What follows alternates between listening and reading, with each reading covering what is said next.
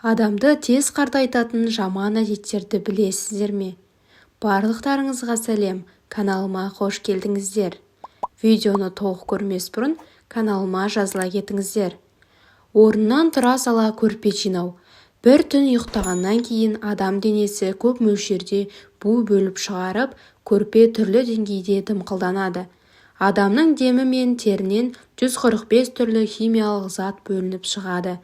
Денеден шыққан тер буланғанда 151 түрлі химиялық зат бөлінеді. Көрпе су мен газды өзіне сіміреді. Егер құратпаса, көрпе химиялық заттан ластанады. Таңғы асты ішпеу. Таңғы асты ішпегенде дұрыс тамақтану дағдысы бұзылып, оңай қалжырап, басы айналып, дәрменсіз күй кешесіз. Бұл әдет ұзақ уақытқа жалғасса, адам ағзасында қоректіктің жетіспеуі, қаназдық, иммунитеттің төмендеуі, ұйқы безі қызметінің әлсіреуі, өтте тас пайда болуы сияқты ауруларға кіріптар етеді. Тамақтан соң дереу ұйықтау. Тамақ іше салып ұйықтағанда үлкен мидағы қан асқазан бөлігіне қарай ағып, қан қысымын төмендететіндіктен үлкен миға оттегі жетіспейді. Сөйтіп адамда әлсіреу, қалжырау, кеудесі қызу, ас қорытуы нашарлау белгілері пайда болады, және бұл әдет тез семіруге жол ашады. Тоя тамақтану. Тамақты тойып жеу есте сақтау қабілетін төмендетіп, зейіннің шоғырлануына кері әсерін тигізеді. Әсіресе кешкі асты шамадан артық жеу қандағы майды арттырып, үлкен ми қан тамырларында тромбтың пайда болуына әкеледі. Сондай-ақ өтке тас пайда болуы, өт қабыну, қант диабеті сияқты ауруларға шалдықтырады. Қартаюды тездетіп, ғұмырды қысқартады. Үстелде жантайып ұйықтау. Көп адамдар үстелге жантайып ұйықтағаннан кейін көзі бұлдырайды. Бұл көз алмасының қысымға ұшырауынан болатын жағдай. Сондай-ақ ол көз мүйіз қабығының пішінін өзгертеді. Егер әр күн осылай болса, көзге түсетін қысымды арттырып, көру қуатын әлсіретеді. Көп ұйықтау. Көп ұйықтау уақыт ұзара келе үлкен ми қуатына ықпал жасап, түсіну және есте сақтау қабілетін әлсіретеді. Сондай-ақ иммунитетті төмендетіп, дененің биологиялық тәртібін бүлдіреді. Бой күйзелістікке әкеледі. Көп ұйықтау бұлшықет, буын және несеп жол жүйесіне де зиян. Қан айналымын тосқауылға тап болып, зат алмастыру нашарлайды. Түнде есік-терезе жабық тұрғандықтан бөлменің ауасы ластанып, тұмау, жөтел және тыныс жолы ауруларына тез шалдықтырады. Ыстық суда ұзақ жуыну. Хлороформ мен 3 хлорлы винил суда зиянды зат пайда қылады. Суға түскенде су тамшылары ауада осы екі зиянды заттың мөлшерін молайтады. Сондықтан ыстық суда ұзақ уақыт жуынудан сақтанған жөн. Құмар ойнау. Құмар ойыны адам денсаулығына өте зиян. Өйткені ол адамды еліктіреді. Ұзақ уақыт құмар ойнағанда орталық нерв жүйесі үнемі қарбалас күйге түсіп, гормонның бөлінуі тездейді. Қан тамырдың тараюы, қан қысымының жоғарылауы және жүрек соғысы мен тыныс алудың тездеуін келтіріп шығарады. Құмар ойнау жүрек қан тамыр ауруларына тез шалдықтырып, асқазан жарасы мен бас ауруына кіріптар етеді. Қарбаластық иммунитетті әлсіретеді.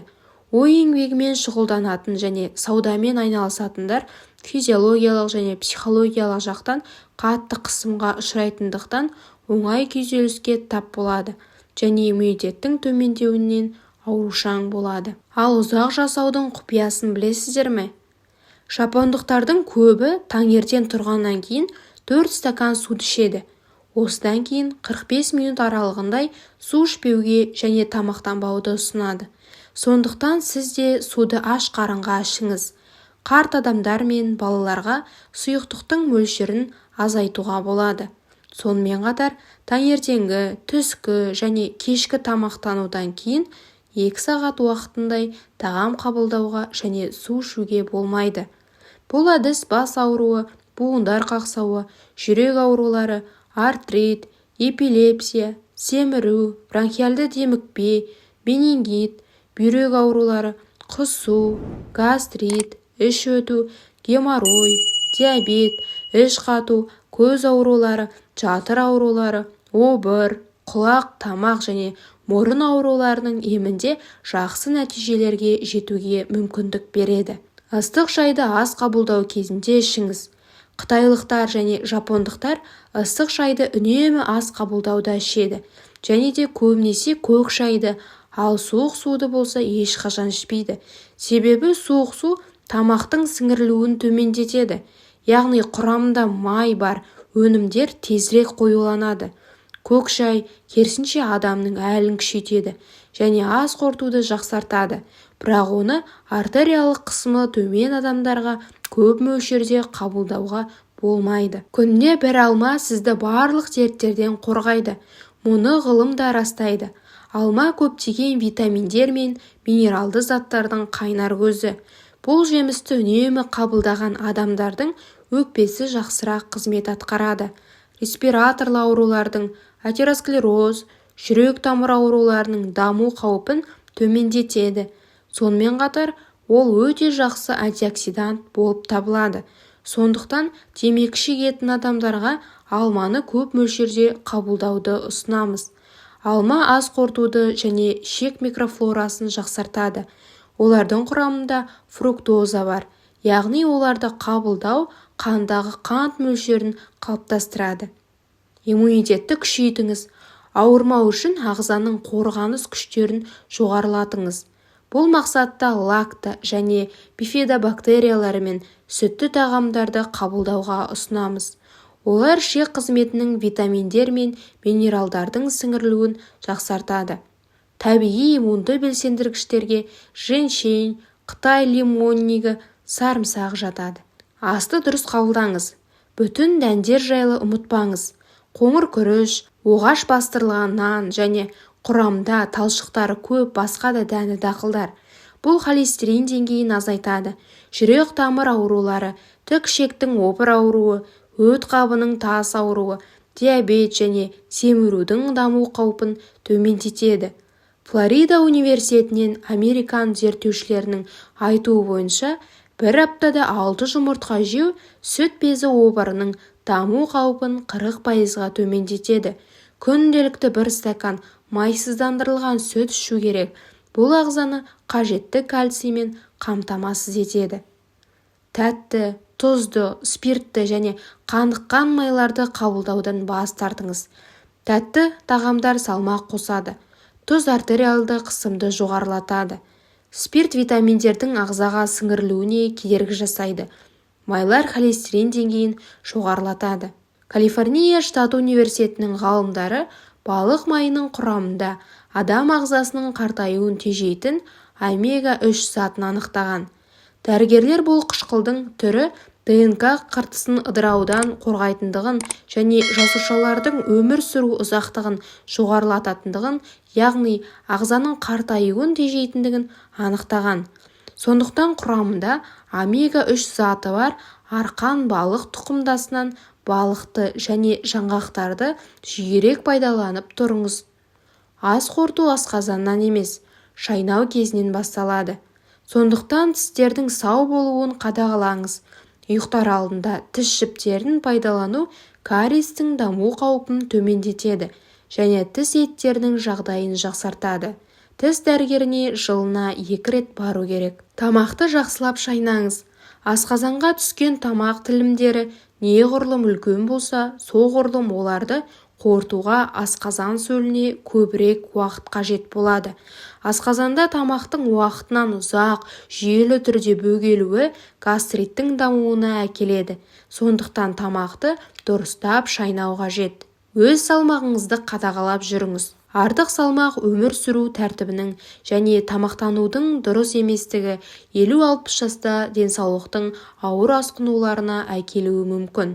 Жүрек тамыр аурулары, диабет, ентігу, гипертония, бауыр, бүйрек аурулар және тағы да осы сияқтылар. Сондықтан дәрігерлер бүкіл өмір бойы өз салмақтарыңызды қадағалауларыңызды ұсынады. Мысалы, егер сіз өзіңіздің 25 жастағы салмағыңызды сақтасаңыз, сіз барлық жаста өзіңізді жас болып сезінесіз. Салмақ қосудың негізгі себептері артық жеу, реттелмеген тамақтану, гиподинамия, зат алмасу бұзылыстары, тұқым қуалаушылық. Арықтау үшін шыдамдылық қажет. Себебі бір күн ішінде адамды арық қылдыратын таңғаларлық диета жоқ.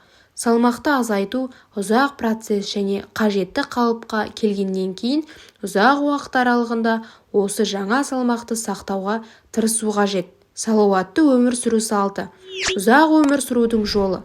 Салауатты өмір салтын ұстану бұл жағымсыз әдеттерден, арақ-шарап қабылдаудан, шылым шегуден бас тарту. Сонымен қатар аздап тамақтану, тағамда сапалы өнімдерді пайдалану, белсенді өмір сүру, ағзаны тазалықта ұстау және шынықтыру. Омега-3 қышқылының пайдасы қандай? 80-ші жылдардың басында даниялық ғалымдар көптеген Скандинавия елдерінің тұрғындары басқа аймақтармен салыстырғанда жүрек-қан тамыр ауруларына сирек шалдығатынын байқады. Одан кейін жұмыстарында олар солтүстік тұрғындарының күнделікті рационында омега-3 май қышқылдарының көп мөлшерін қамтитын теңіз өнімдері міндетті түрде болатынын көрсетті. Бұл феноменді тереңірек зерттей келе, ғалымдар полиқанықпаған май қышқылының иммуномодуляциялық және қабынуға қарсы қасиеттері бар екенін анықтады. Ол жүрек ауруы немесе қатерлі ісік сияқты ауыр аурулардың дамуын тежей алады. Бүгінгі күні клиникалық зерттеулер омега-3 жетіспеушілігінің депрессиялық күйге әкелетінін көрсетті. Жалпы біздің ағзамызға омега-3 май қышқылының күнделікті қажеттілігі шамамен 2 граммды құрайды. Омега-3-тен басқа бізге сол секілді тағы бір қышқыл қажет. Ол омега-6. Бұл жағдайда бұл екі қышқылдың тепе-теңдігі өте маңызды. Олардың қалыпты қатынасы 4-тің 1-ге қатынасы болу керек. Мәселені қарапайым түрде шешуге болады. Үй асханасында кәдімгі жүгері немесе күнбағыс майын зәйтүн, зығыр, соя немесе жаңғақ майымен алмастырыңыз. Омега-3 дәруменнің ең жақсы көзі теңіз балығы. Әсіресе жабайы, анчоус, скумбрия, сардин, майшабақ, лосось, калибут, тұщы форель.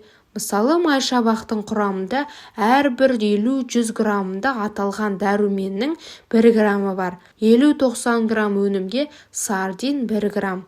Жасыл көкөністер мен теңіз балдарында омега-3 мөлшері мол. Жапон ғалымдары қант диабетіне шалдыққандарға көк шай мен кофенің пайдасы мол екенін айтады.